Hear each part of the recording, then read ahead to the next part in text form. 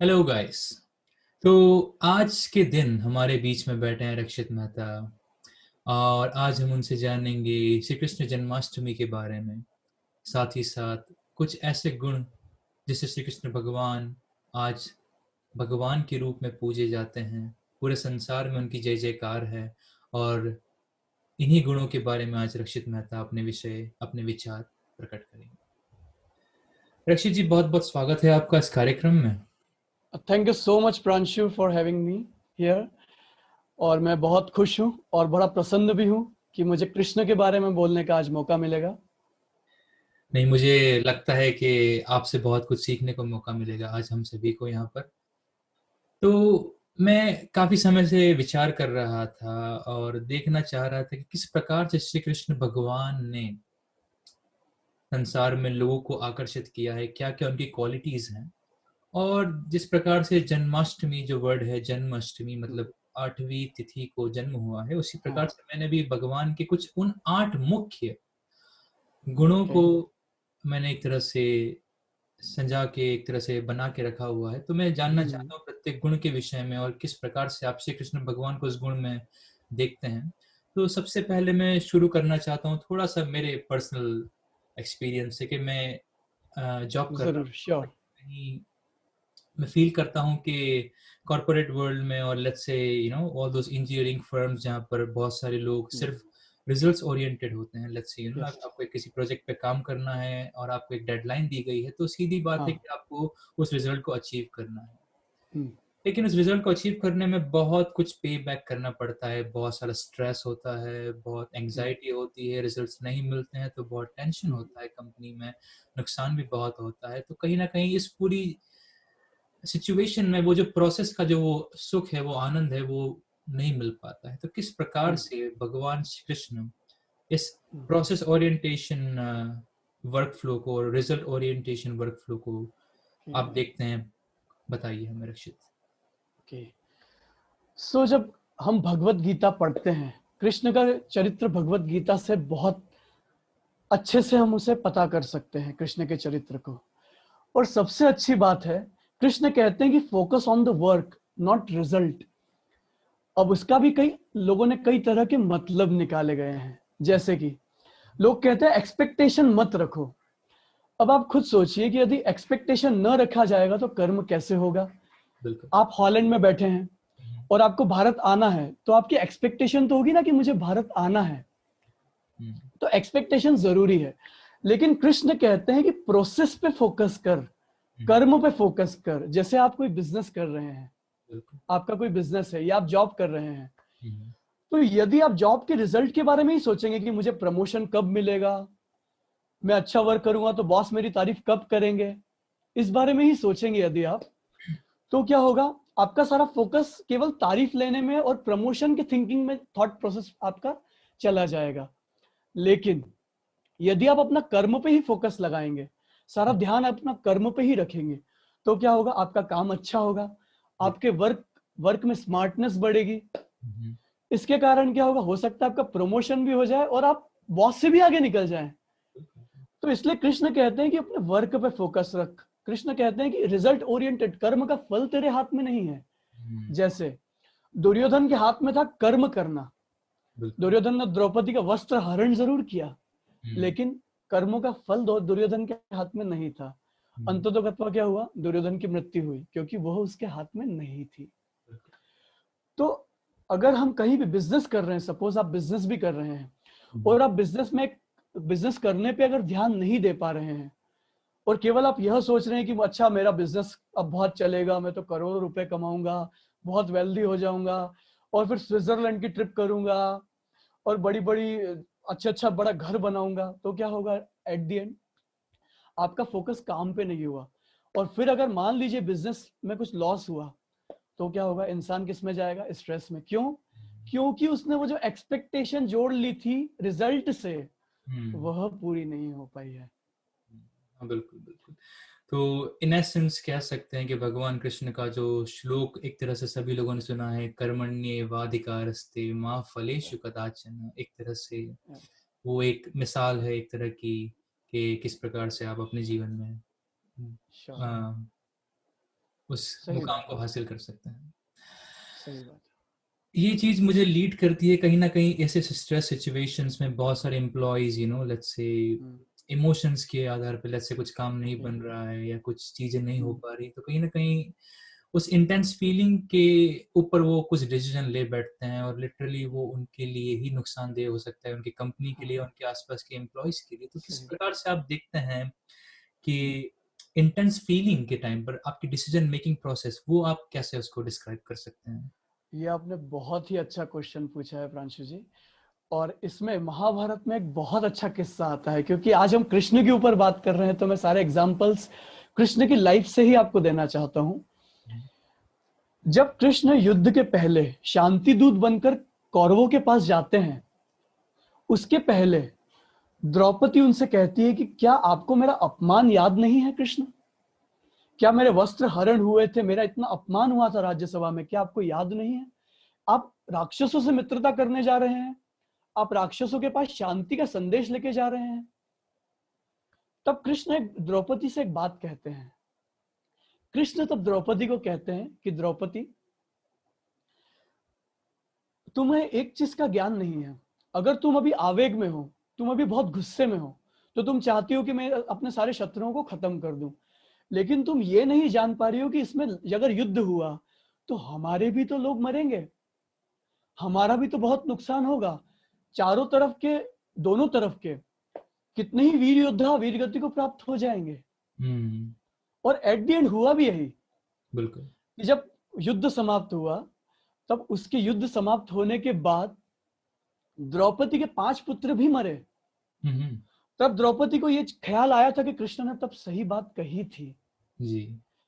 तो जब भी हम कोई आवेग में डिसीजन लेते हैं या कोई फीलिंग्स, बहुत स्ट्रॉन्ग फीलिंग में डिसीजन लेते हैं, तो हो सकता है उससे पहले हमें थोड़ा विचार कर लेना चाहिए। कृष्ण ये बात का संदेश हमेशा देते हैं।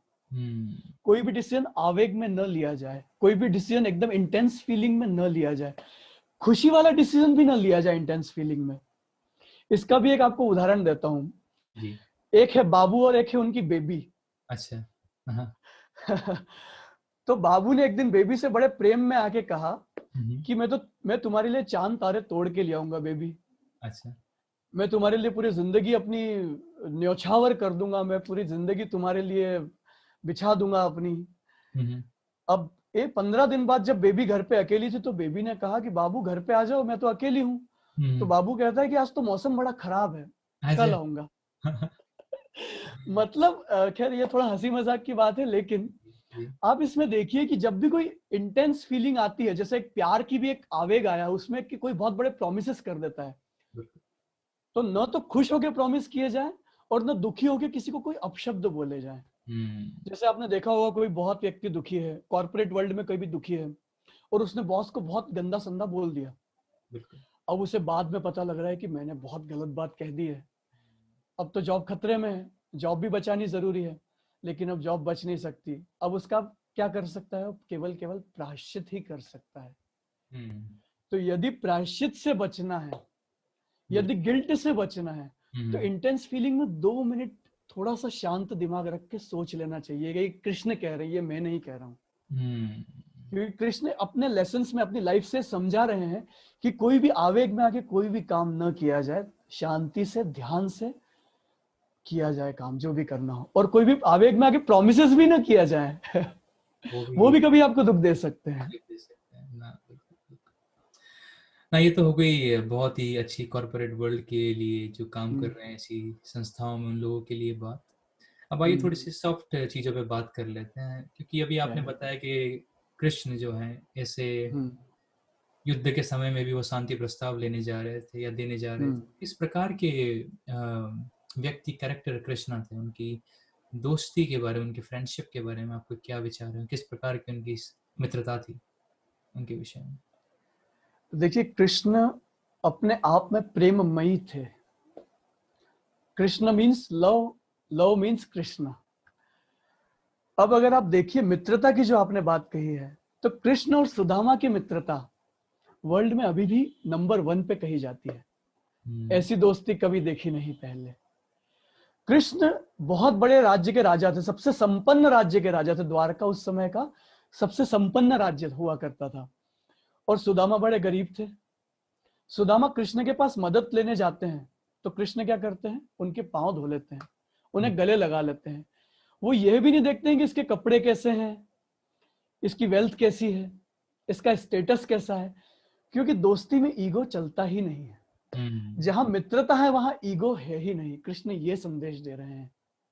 तो क्योंकि जब मित्रता व्यक्ति इंसान किसी से भी करता है तो ईगो को भुला देता है, और जहां ईगो है वहां मित्रता नहीं, जहां स्टेटस है ना वहां पे सौदेबाजी है, मित्रता नहीं है। कृष्ण अपने इसमें ये बात सिखा रहे हैं कि दोस्ती किस तरह से निभाया जाए। और एक और बात सिखा रहे हैं कृष्ण कि केवल दोस्ती निभाना नहीं है, दोस्त को आगे भी बढ़ाना है। यदि कोई दोस्त आपसे आगे है तो दूसरे दोस्तों का कर्तव्य है कि उसे भी मैं अपने तरह से आगे बढ़ाऊं। ये भी कृष्ण ने अपनी लाइफ से सिखाया है। क्योंकि जब सुदामा को महल देते हैं, जब सुदामा का महल बनवा देते हैं, ये क्या है, ये एक दोस्ती की मिसाल है कि मैं ही केवल वेल्दी ना रहूं, मेरा मित्र भी तरक्की करे, मैं ही आगे ना बढ़ूं, मेरा मित्र भी आगे बढ़े। तो बेसिकली कृष्ण की दोस्ती भी कुछ ऐसी ही है। एक अच्छे फ्रेंड और एक अच्छी क्वालिटी जो इसको आप लीडरशिप कह सकते हैं कि किस प्रकार से लोगों को आगे बढ़ाना। हाँ, ये तो हो गया सुदामा के लिए, लेकिन आप सभी ने या जिस प्रकार से महाभारत युद्ध में जो हुआ, कैसे देखते हैं अर्जुन और कृष्ण की उस रिश्तेदारी को, उस संबंध को और उसकी लीडरशिप स्किल्स को, कैसे आप उसको देखते हैं? लीडरशिप स्किल की अगर बात की जाए तो कृष्ण से बढ़कर के मैं कोई मोटिवेशनल स्पीकर और लीडर नहीं, मेरी नजर में कोई नहीं है। राम भी है, लेकिन राम की कुछ अलग विशेषताएं हैं। लेकिन जो कृष्ण की लीडरशिप स्किल है उसकी बात ही कुछ अलग है। जैसे महाभारत में दो बड़े वीर योद्धा हुए हैं, पहले अर्जुन और दूसरे कर्ण। कर्ण बेसिकली अर्जुन से वीर योद्धा थे। ये बात शायद बहुत कम लोग जानते हैं, लेकिन ये सही बात है कि कर्ण के पास अर्जुन से ज्यादा पावर थी, ज्यादा शक्तियां थी, और बड़े वीर थे कर्ण। लेकिन अर्जुन के सारथी थे कृष्ण और कर्ण के शल्य। अब जो कर्ण के सारथी थे वो उन्हें शुरू से ही, जब युद्ध शुरू हुआ तब से ही कह रहे थे कि तुम अर्जुन से कैसे जीत पाओगे, अर्जुन बड़ा वीर योद्धा है, तुम अर्जुन से जीत ही नहीं सकते। लेकिन एक तरफ कर्ण के सारथी शल्य थे, एक तरफ कर्ण के मेंटर थे शल्य, और दूसरी तरफ अर्जुन के कौन थे मेंटर? कृष्ण। अब आप कृष्ण की देखिए, अर्जुन ने जब कह दिया कि मैं तो बिल्कुल हार चुका हूं कृष्ण, मैं अब युद्ध नहीं कर सकता, ऐसी सिचुएशन में एक हारे हुए इंसान को भी खड़ा करना, और न केवल उसे युद्ध के लिए खड़ा करना बल्कि युद्ध जिता देना, अपने आप में बहुत बड़ी लीडरशिप स्किल है। मोटिवेशन न डगने देना बिल्कुल भी। एक लीडरशिप का एग्जांपल, वैसे कृष्ण के बारे में हम बात कर रहे हैं, लेकिन राम के बारे में भी एक बहुत अच्छी बात कहना चाहूंगा मैं। लीडरशिप स्किल की बात हो रही है तो, कि राम से जब विश्वामित्र उन्हें जंगल में ले जाते हैं, राम और लक्ष्मण को, जब राक्षसों के संहार के लिए, तो विश्वामित्र पूछते हैं कि तुम्हारे पिताजी की तुमने सेना क्यों नहीं ली, तुम तो इतने राक्षसों से लड़ने जा रहे हो। तो राम कहते हैं कि मैंने इसलिए सेना नहीं ली क्योंकि यहाँ पे जो अभी जो सेना अगर मेरी जाएगी, मेरी सेना बहुत बलशाली है, तो उसमें एक लीडरशिप डेवलप नहीं कर पाऊंगा मैं चाहता हूं कि यहाँ पे लोकल लोगों को ही खड़ा करूं, यहाँ पर लोकल लोगों को ही मिलिट्री की ट्रेनिंग दूं और उन्हें खड़ा करके उनके ही विरुद्ध राक्षसों को लड़वाऊं। क्योंकि सबसे ज्यादा पीड़ित अयोध्या की सेना नहीं है, सबसे ज्यादा पीड़ित यहाँ के वनवासी लोग हैं जिनकी हम मदद के लिए जा रहे हैं, जो वन में रहते हैं, जो ऋषि मुनि हैं, जो वनवासी लोग हैं, उनकी मदद के लिए हम जा रहे हैं। तो बेसिकली राम में लीडरशिप थी, लीडर और मैनेजर में यही डिफरेंस होता है। राम ने जो लीडरशिप स्किल दी है, राम ने क्या कहा था कि हम यहीं से सेना बनाएंगे, रिसोर्सेस नहीं है तो यहीं पे रिसोर्सेस खड़े करेंगे। और मैनेजर क्या करता है कि जिसके पास रिसोर्सेस ऑलरेडी हो उसमें काम करने वाला होता है मैनेजर, और जो रिसोर्सेस ना हो और बना दे उसको कहते हैं लीडर। तो बेसिकली जो कृष्ण है वह लीडर है, क्योंकि एक ऐसे हारे हुए इंसान को खड़ा कर देना बहुत बड़ी बात होती है। तो कहीं ना कहीं मुझे लगता है कि जहाँ तक मैंने भी थोड़ी बहुत जो श्रीमद् भगवद गीता पढ़ी है, ये अर्जुन दुखी थे, उदास थे, और उन्होंने जब ये बात कही कृष्णा से कि मैं अब युद्ध नहीं करूंगा, और वो चले गए थे पीछे बाण धर के रख के, हाँ। तो कहीं ना कहीं एक विश्वास को जगाया है। तो किस प्रकार का संबंध था अर्जुन और कृष्ण के बीच में, वो रिलेशनशिप कैसा था कि किस प्रकार से अर्जुन जो पूरे कंप्लीट समर्पण उन्होंने कर दिया कृष्ण के सामने और कृष्ण ने उनको एकदम खड़ा कर दिया, तो उस विषय में आप थोड़ा सा बताइए। जरूर जरूर। देखिए, सर्वप्रथम तो ये होता है कि जब भी आप किसी से संबंध मेंटेन करते हैं, रिलेशन मेंटेन करते हैं, तो उसकी बुनियाद क्या है? हम्म। उसकी बुनियाद पैसा है, उसकी बुनियाद संपत्ति है, उसकी बुनियाद कोई स्वार्थ है, या उसकी बुनियाद कोई प्रेम है? जब युद्ध के पहले दुर्योधन और अर्जुन कृष्ण के पास मदद के लिए गए थे, तब कृष्ण ने दो चॉइस रखी थी दुर्योधन की और अर्जुन के सामने।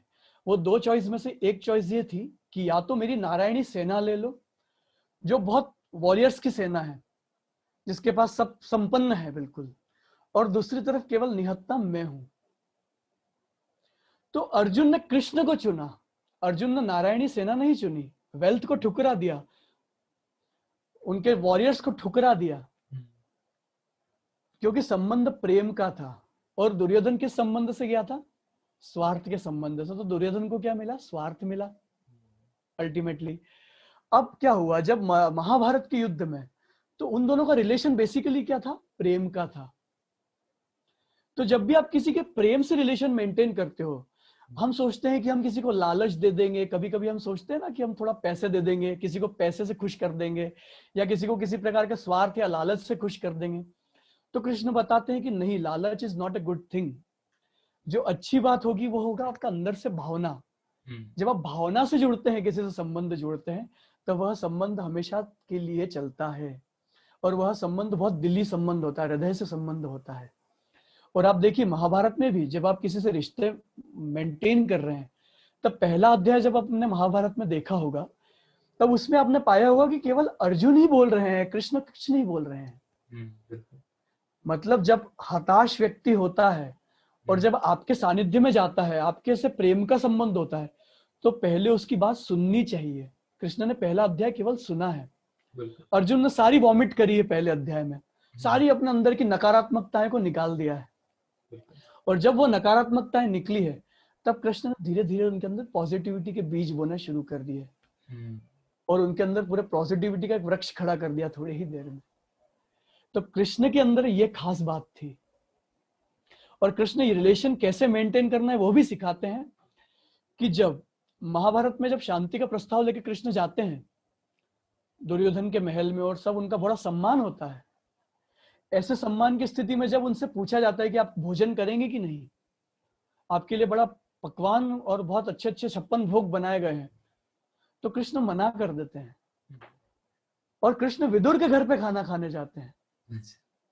विदुर के घर पे खाना खाने क्यों गए कृष्ण? इतना पकवान थे, इतना राजमहल की इतनी ठाट बाट थी। विदुर के घर पे खाना केवल केवल एक भावनात्मक संबंध के कारण ही जाते हैं, एक अंदर से जुड़ाव के कारण जाते हैं। तो हर समय वेल्थ और हर समय प्रॉस्पेरिटी और हर समय समृद्धि काम नहीं करती है, भावना भी काम करती है। कृष्ण ये सिखा रहे हैं कि भावना पहले है, समृद्धि तो आती जाती रहेगी, लेकिन भावनात्मक जुड़ाव पहले है। तो बहुत सुंदर आपने अपने विचार रखे रिलेशनशिप के ऊपर, और किस प्रकार से अर्जुन कंप्लीट डेडिकेशन के साथ फॉलो करते रहे कृष्णा की बातों को, और किस प्रकार से उन्होंने, हम सभी लोग रिजल्ट्स को जानते हैं। लेकिन क्या ऐसा हुआ कि वो युद्ध जरूरी पड़ गया? क्यों पुश किया गया अर्जुन को? क्या बिना युद्ध किए भी सारे काम नहीं किए जा सकते? ऐसा क्या जरूरी पड़ा? किस विचारधारा के व्यक्ति थे कृष्ण उस समय जो उन्होंने अर्जुन को युद्ध पे भेजा? बेसिकली विचारधारा अगर आप पूछते हैं तो वो कृष्ण विचारों से परे थे। लेकिन अगर इथिक्स की बात की जाए कि कृष्ण ने किन मॉरल वैल्यूज के कारण पांडवों का साथ दिया, या क्या ऐसी बात थी जिसके कारण उन्होंने पांडवों का और धर्म, पांडवों के साथ धर्म को रखा, उसके कुछ रीजंस थे। बेसिकली उस समय जब कौरवों का शासन चल रहा था, तब जनता भी त्रस्त थी, और यहाँ पे अच्छे और बुरे की लड़ाई नहीं थी बेसिकली अगर आप देखें तो, क्योंकि कौरवों के साथ भी बहुत अच्छे लोग थे, भीष्म पितामह, द्रोणाचार्य, ऐसे कई तरह के लोग थे। यहाँ पे विचारधारा की लड़ाई ये थी कि जो कौन कम अच्छा है, कौन कम बुरा है, और कौन ज्यादा बुरा है। अब जैसे जुआ खेलना it's not a good thing, कोई अच्छी बात नहीं है। अपनी पत्नी को जुए में दांव लगा देना कितना बुरा कर्म था। लेकिन कौरवों के शासनकाल में और पांडवों के शासनकाल में यही डिफरेंस था कि पांडवों के शासनकाल में पब्लिक का वेलफेयर ज्यादा होता था, इसलिए कृष्ण ने पांडवों का साथ देना उचित समझा, क्योंकि उसमें पब्लिक का वेलफेयर जुड़ा हुआ था। अच्छा। और कौरवों के उसमें पब्लिक बहुत त्रस्त हो रही थी, क्योंकि उस समय का जो राज्य है वह इंद्रप्रस्थ से चलता था, और इंद्रप्रस्थ पूरे देश की लगभग राजधानी हुआ करती थी। अब जब पूरे देश की राजधानी ही गड़बड़ हो जाएगा, जब देश की राजधानी में ही गड़बड़ हो जाएगी, तब क्या होगा। तो इसलिए मॉरल वैल्यूज के आधार पर कृष्ण ने पांडवों का साथ दिया। और उसके बाद एडमिनिस्ट्रेशन जब वर्क पांडवों के हाथ में आया, जब राज्य पांडवों के हाथ में आया, तो वो बहुत अच्छे से चला। क्योंकि देखिए जाए, कई बार लोग भी कहते हैं कि कृष्ण ने कई कूटनीति का उपयोग किया, कई गलत काम भी या कुछ गलत नीतियों का उपयोग किया, लेकिन दुष्टों के साथ दुष्टों की नीति का उपयोग करना बहुत कई बार जरूरी हो जाता है। आप दुष्ट के साथ सीधा रह के लड़ाई नहीं लड़ सकते हैं, क्योंकि अब सामने वाले बहुत कपटी और छली थे, उनके साथ छल कपट करना जरूरी था। जैसे कि दुर्योधन और भीम का जब युद्ध हुआ, तब कृष्ण ने कहा, भीम को इशारा किया था कि जंघा पे मारो। भीम को ऐसा इशारा किया था कि दुर्योधन की जंघा पे मारो। और कहीं भी दुर्योधन को मारते तो दुर्योधन मर ही नहीं सकता था, क्योंकि उसका शरीर वज्र का हो चुका था। केवल उसकी जंघा जितना पोर्शन वज्र का नहीं हुआ था जी। तो वो कायदे से इलीगल था वो चीज। लेकिन कृष्ण ने कहा कि धर्म के लिए जरूरी है। जैसे गुरु द्रोणाचार्य थे, वो भी मर नहीं सकते थे, उनको बहुत बड़े वीर योद्धा थे। उनको मारने के लिए एक झूठ प्लान किया गया कि अश्वत्थामा मर गया है। उन्होंने कहा था कि अगर ये अश्वत्थामा, मैं जिस दिन यह सुन लूंगा कि अश्वत्थामा मर गया है, मैं अपने प्राण त्याग दूंगा। तो एक अश्वत्थामा नाम का हाथी था। तो युधिष्ठिर कभी झूठ नहीं बोलता है, और अश्वत्थामा नाम का हाथी था। तो गुरु द्रोणाचार्य ने शर्त रखी थी कि अश्वत्थामा नाम का, अगर युधिष्ठिर कह देगा कि अश्वत्थामा मर गया है, तो मैं सच मान लूंगा। तो कृष्ण ने कहा कि युधिष्ठिर से कहलवाया कि हाँ अश्वत्थामा मर गया है। तो अश्वत्थामा मर गया है, वह एक हाथी था। जैसे ही वह एक हाथी था, यह जब कहने वाले थे, तब इतने में कृष्ण ने जोर से शंख बजा दिया। तो प्लानिंग्स कभी कभी ऐसी कूटनीतियां भी अगर धर्म के लिए की जाए, अगर पब्लिक के वेलफेयर के लिए जाए, तो बुरी नहीं होती है। कृष्ण हमें ये मैसेज देते हैं। तो काफी सुंदर आपने जवाब दिया एथिक्स के ऊपर, मोरल वैल्यूज के ऊपर। अब कुछ व्यूअर्स के लिए जानते हैं उन टॉपिक्स पे जो आजकल काफी ट्रेंडिंग हैं, और कृष्ण तो आई थिंक कह सकते हैं कि उसके लिए एक आइडियल है, और पूरे संसार में जो सबसे ज्यादा, आई थिंक मुझे लगता है सबसे गाया जाने वाला गीत है हरे कृष्णा हरे रामा हरे Rama.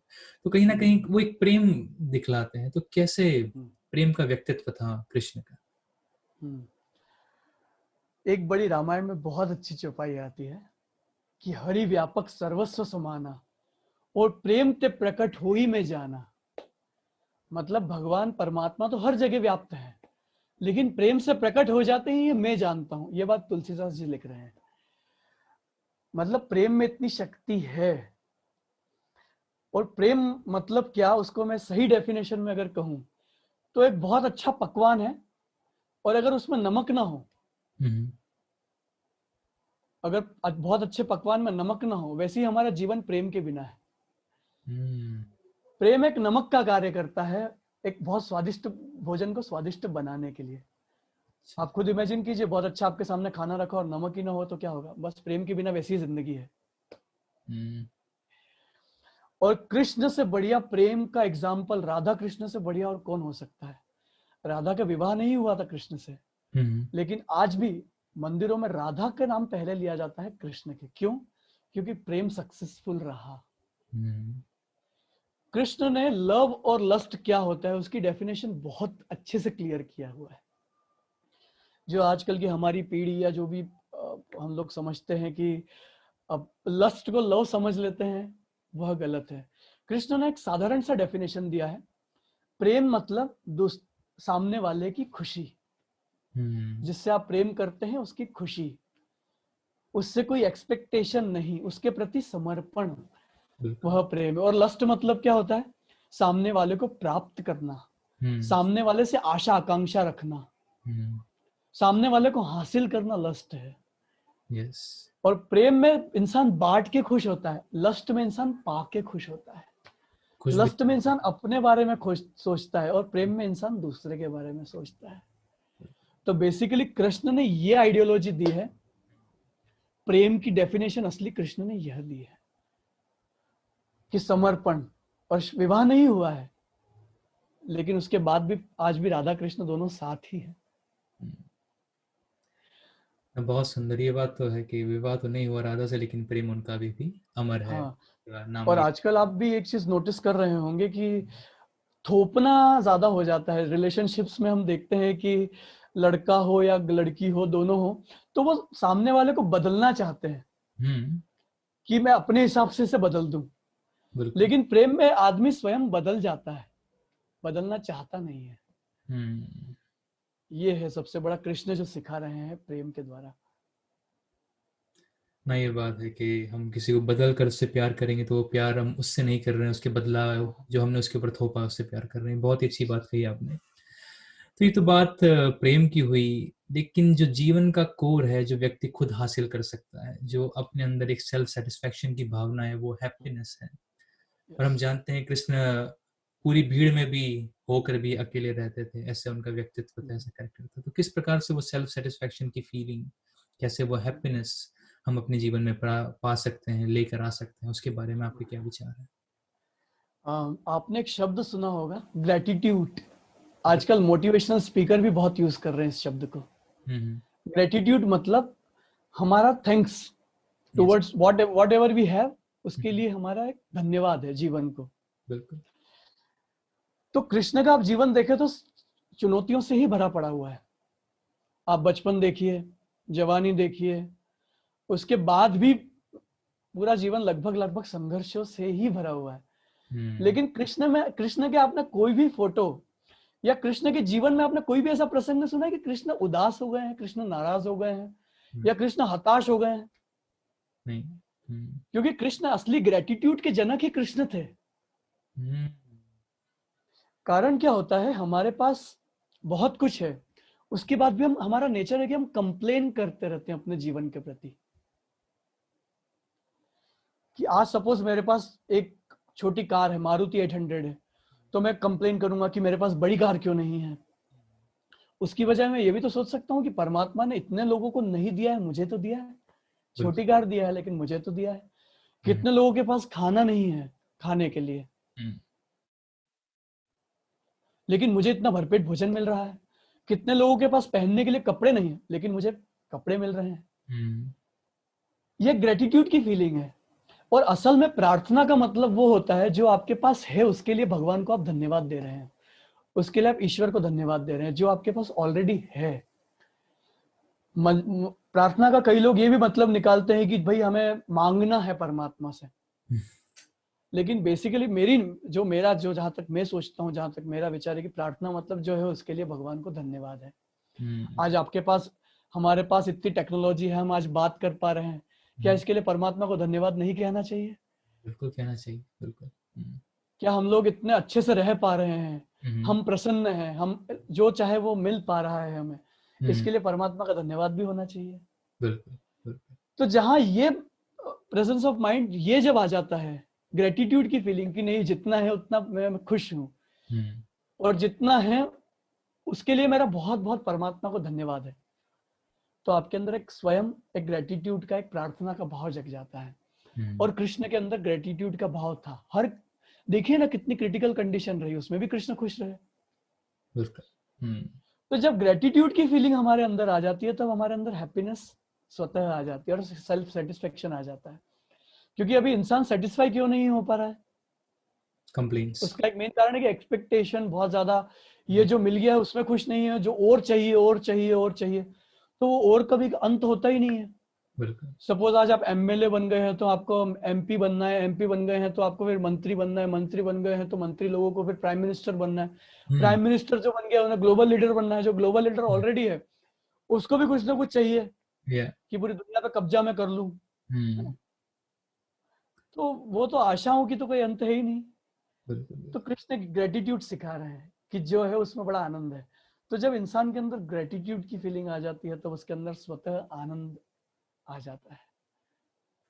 So in essence, having gratitude will lead to be या happy or something. Okay, that's really sure nice. Sure. तो खुशी का तो यही राज है कि ग्रेटिट्यूड, और इसी तरह मैं और जो दर्शक आपको देख रहे हैं, जितने भी व्यक्ति आपको इस समय देख रहे हैं, वो सब आपको ग्रेटिट्यूड से भरकर आपको धन्यवाद देना चाहते हैं कि आपने अपने इस कीमती समय को निकाल। मेरा ग्रेटिट्यूड भी है उन सभी को बहुत धन्यवाद। इतना कि वो कीमती उन्होंने मेरे समय। लिए इतना समय निकाल के वो मुझे देख रहे हैं। हाँ, ये बहुत ही खुशकिस्मती की बात है कि जन्माष्टमी के इस उपलक्ष्य पे आपके विचारों को हमने सुना, और कहीं न कहीं इससे कुछ सीख मिलेगी और हम इसे जीवन में अप्लाई करेंगे और इसे आगे बढ़कर जो कृष्ण जैसी हमने क्या कहें, हमारी एक संस्कृति ने कृष्ण भगवान जैसी एक महान मूर्ति बनाई है, ऐसे ही आने वाले समय में ऐसी और मूर्तियाँ संसार में आएँ और उसको संसार को जगमग करें। बहुत धन्यवाद रक्षित मेहता आपका, आज के इस कार्यक्रम में आपने भाग लिया और इस 8 विषयों पर जो कृष्ण के गुणों पर आपने गुणगान किया, उसके लिए बहुत धन्यवाद। अम, आपका भी प्रांशु जी बहुत बहुत धन्यवाद इस इनिशिएटिव के लिए, क्योंकि अभी तक कृष्ण जन्माष्टमी पे जितनी बातें होती थी वो लर्निंग्स की कम और कहानियों की ज्यादा बातें होती थी कि कृष्ण ने माखन खा लिया, कृष्ण ने बड़ी रासलीला रचाई और ये किया वो किया। लेकिन आज आपने जो कृष्ण के व्यक्तित्व पे जो बातें करी है उसके लिए मैं सबसे पहले आपको प्रणाम करता हूँ और आपका बहुत बहुत धन्यवाद करता हूँ। नहीं, और मैं बहुत चाहता धन्यवाद। हूँ कि आप ऐसे ही आगे और प्रोग्राम्स भी करते रहें। मेरा ज़रूर, बहुत बहुत धन्यवाद आपको, बहुत बहुत नमस्कार। बिल्कुल, बहुत धन्यवाद। तो देखते